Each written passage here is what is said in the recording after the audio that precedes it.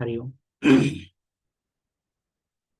आपादमौलिपर्यन्तां गुरूणामाकृतिं स्मरेत् तेन विघ्नप्रणश्यन्ति सिद्धन्ति च मनोरथः लक्ष्मीं तनोतु नितरामितरानपेक्षमङ्घ्रिद्वयं निगमशाकिशिखाप्रवालं हैरम्बमम्बुरुहडम्बरचौर्यनिघ्नं विघ्नाद्रिभेदशतधारधुरन्धरन्नः सर्वेषां स्वागतम्. So this is the positive psychology session for the 29th shloka. So 29th shloka, we have seen what is the meaning, what ancient wisdom has been included in that.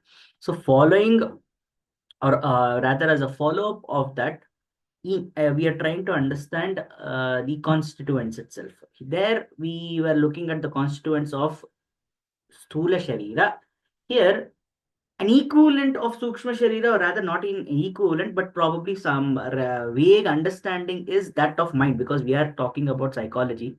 So what is the constitution of our mind, and how does it function? What are the core components that we are trying to understand with this? This is not exactly um, a concept, but it is a contributing concept of the overall in psychology, whatever has been used, what basic foundation has been used that brings about a speciality to positive psychology. This is one of that. So understanding how the mind works. So for that, we need to understand the constitution of our mind. This is a very important topic. So when we talk about the constituent of the mind or constituents of the mind, there are basically we need to understand what a mind is. So the concept of our mind is not fixed, unfortunately, because it is a dynamic system. It helps us to process, be it something that dictates what our response to a stimuli. It can be a zero response also. It can hide that as well. So something that guides us, that is basically mind, we can say. But the definition usually changes.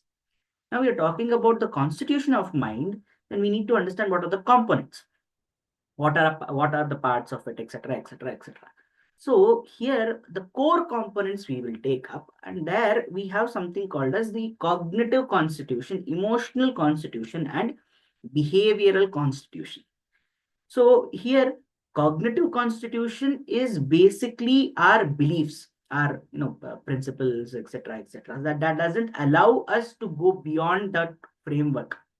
That is, it can have it can set, it can prepare us, it can get us a particular mindset that I don't want to do that. Usually man has this primary response that he builds on based on experiences. So if I have a certain experience, from that if I learn, this is the normal response. But the mind also has a limitation, that is, it imposes a limitation. Like, for example, how do we know alcohol is bad if I've never tried it? So this way we have information. It's not just experience, it is information. So this information and the extra addition that I get, like for example, lectures or like some bodha, for that builds a certain base for my thinking, and that imposes a certain restriction also.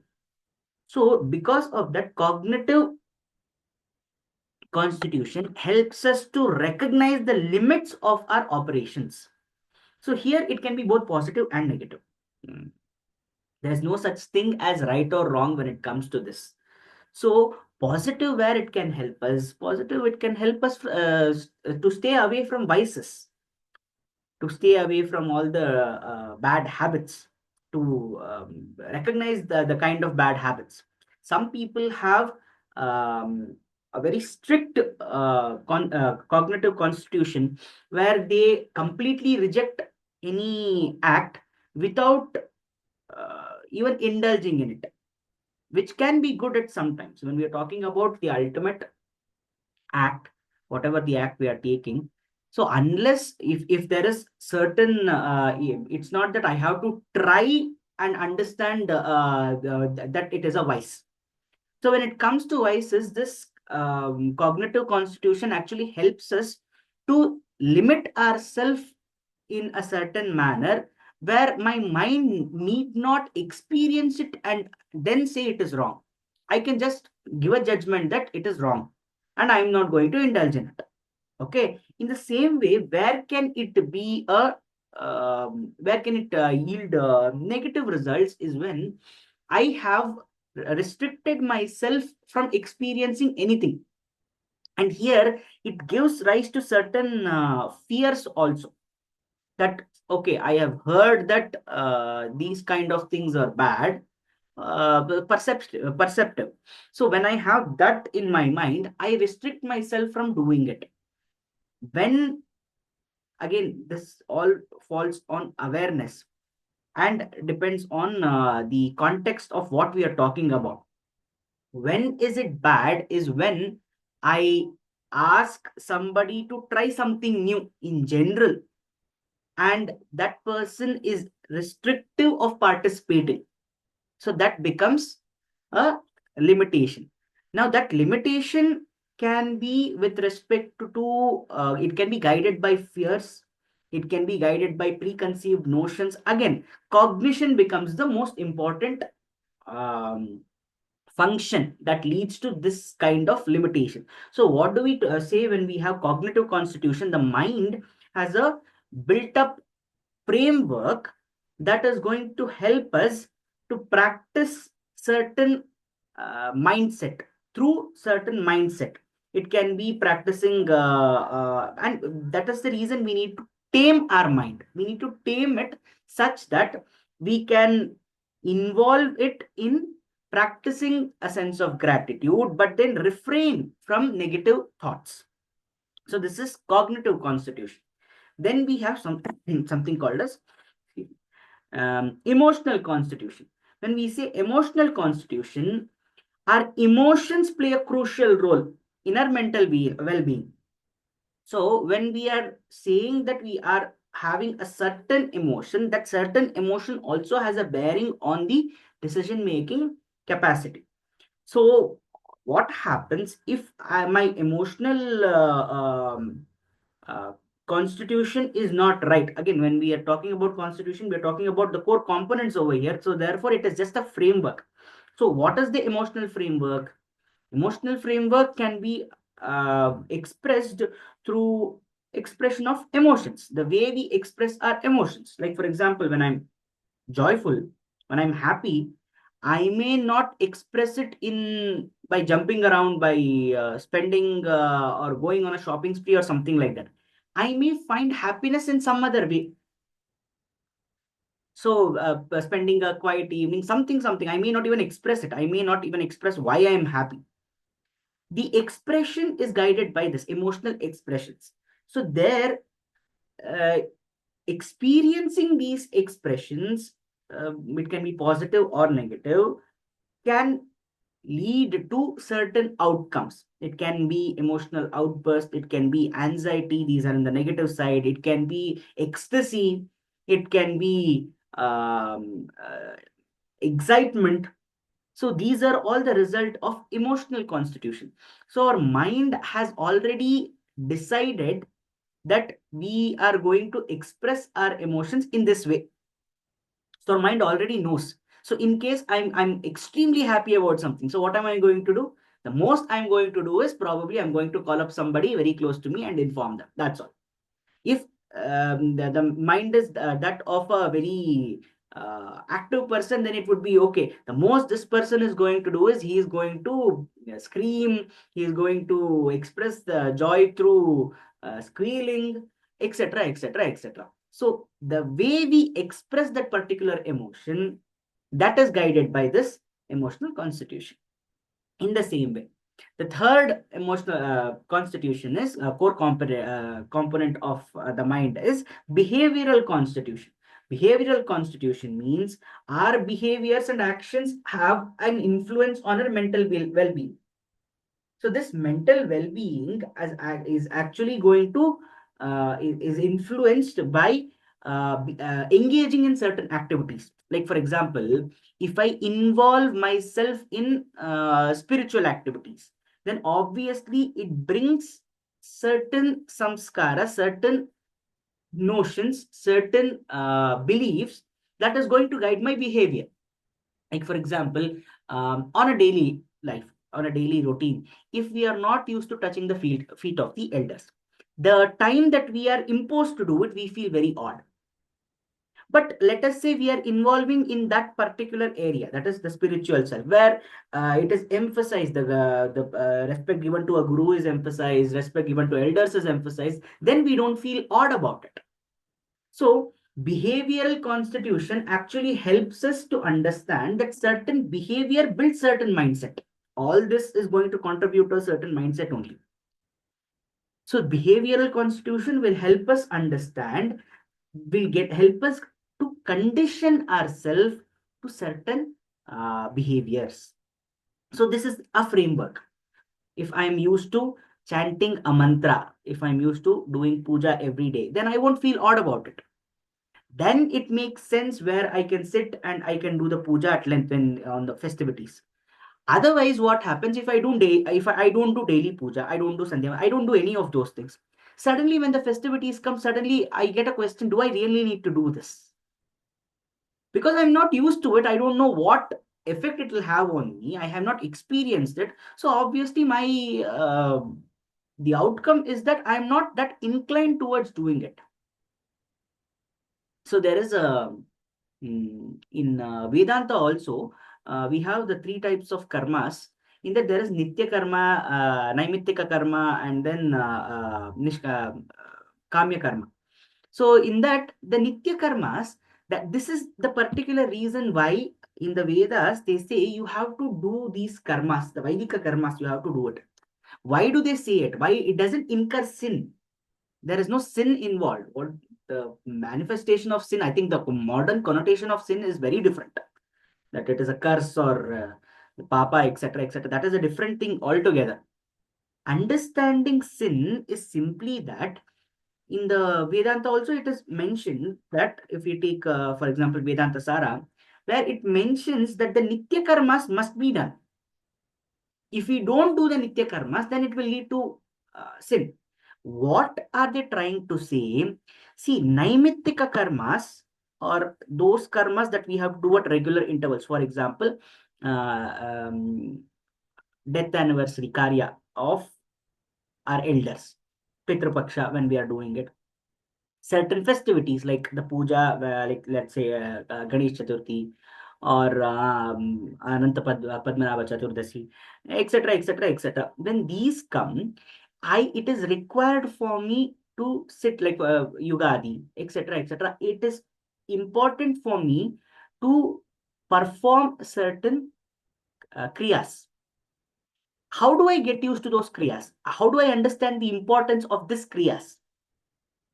Suddenly, if I just say, okay, one day I just come and I after a long time and I say, okay, you have to do this, then my initial question would be, why should I do that? What is the point of doing it? It hasn't brought any change in my life till now because I haven't done it.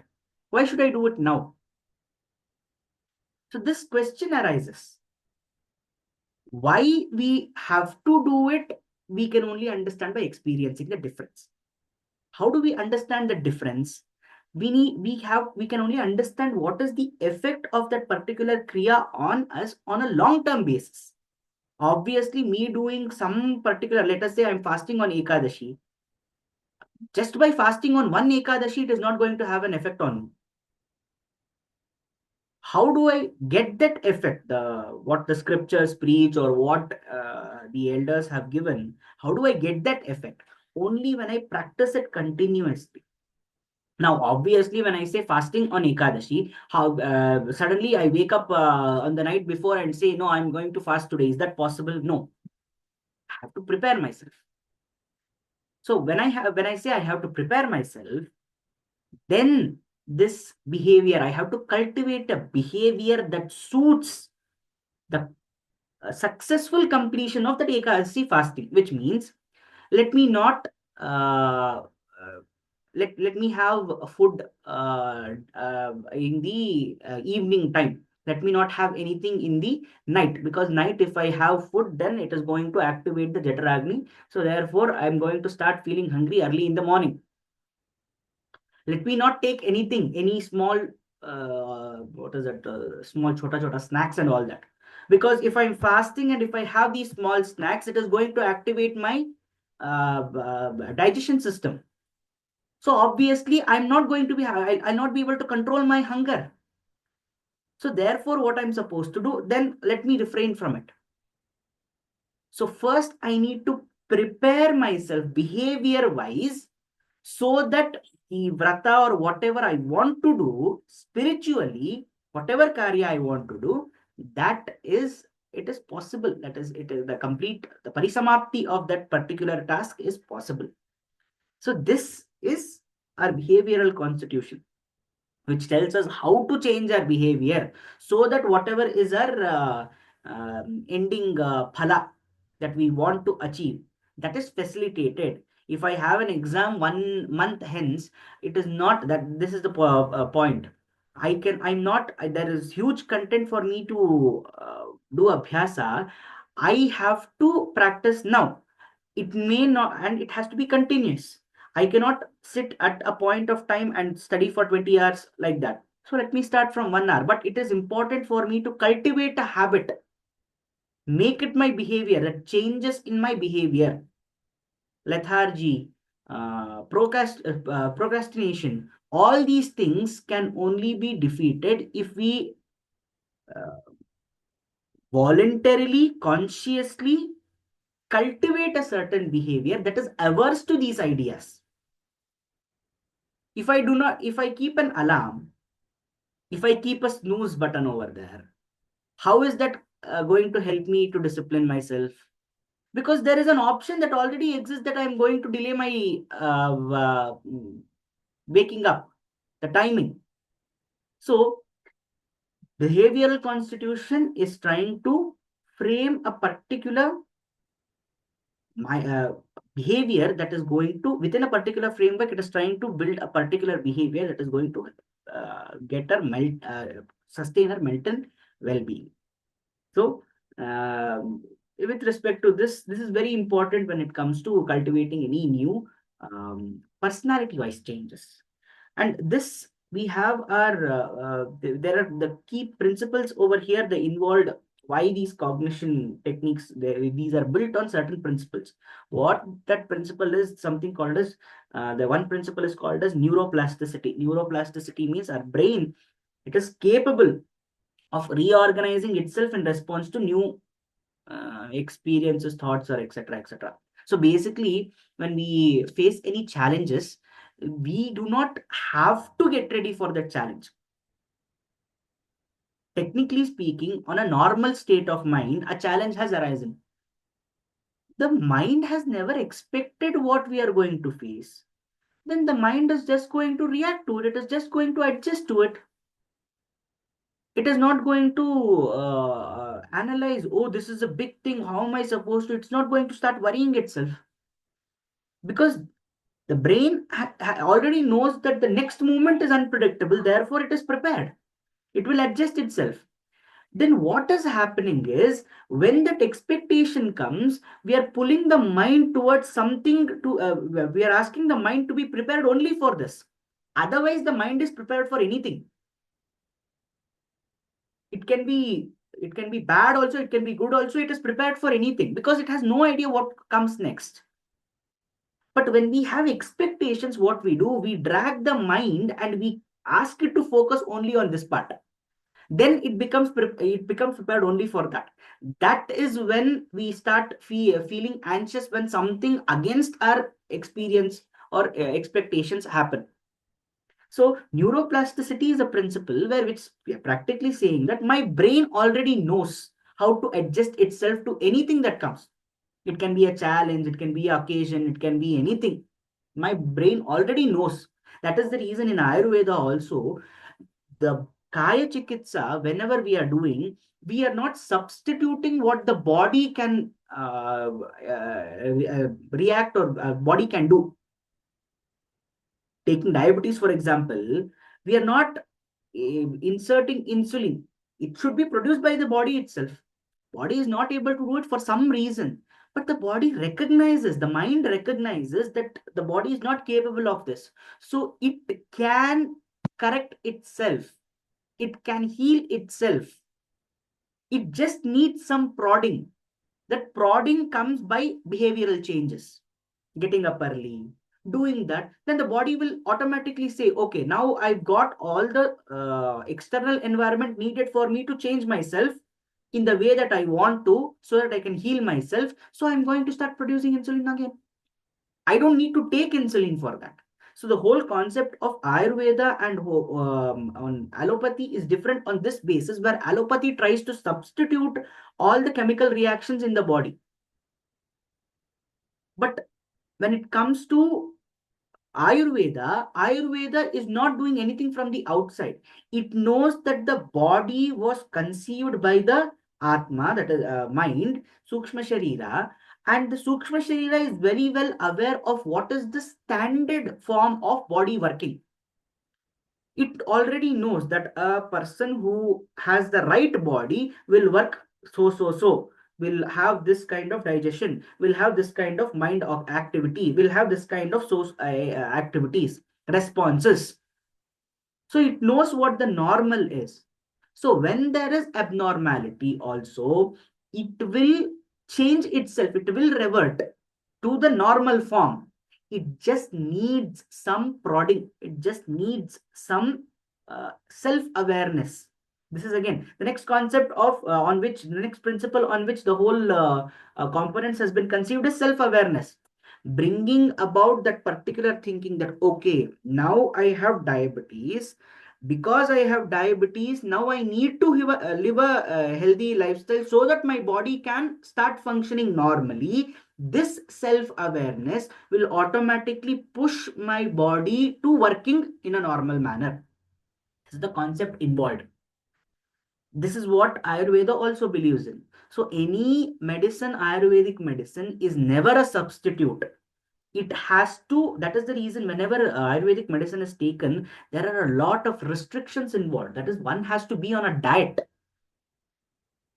So that change that body has to take to become normal, that has to be facilitated.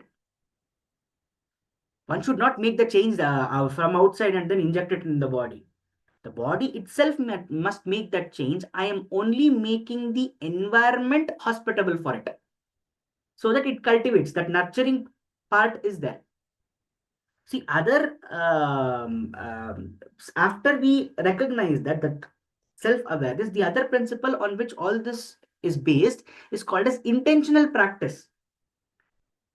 My intention is to practice this regular practice, and it has to be at the same time, more or less often. It can vary at some point of time, but practicing the same thing every day, it makes it a routine. If I eat at the same time every day, my digestion actually becomes strong. If I don't follow that, then obviously I'll have problems, because that gives rise to acidity and oil, etc., etc., etc. So the key principles on which these three core components are based are neuroplasticity, self-awareness, and intentional practice. Based on these three things, the core components of our mind is that it functions through three different kind of constitutions. What is that? Cognitive, emotional, and behavioral. So this is the basic understanding of how our mind works, and on what principle we are saying that our mind works in a certain way. So this is the constitution of mind that comes under psychology. With this, we will conclude the session. स्वस्ति प्रजाभ्यः प्रतिपालयन्तां न्यायेन मार्गेण महीमहीषा। ओ ब्राह्मणेभ्यो शुभमस्तु नित्यं लोकाः समस्ताः सुखिनो भवन्तु। कायेन वाचा मनसेन्द्रियैर्वा बुद्ध्यात्मना वा प्रकृते स्वभावात् करोमि यद्यत् सकलं परस्मै नारायणायेति समर्पयामि।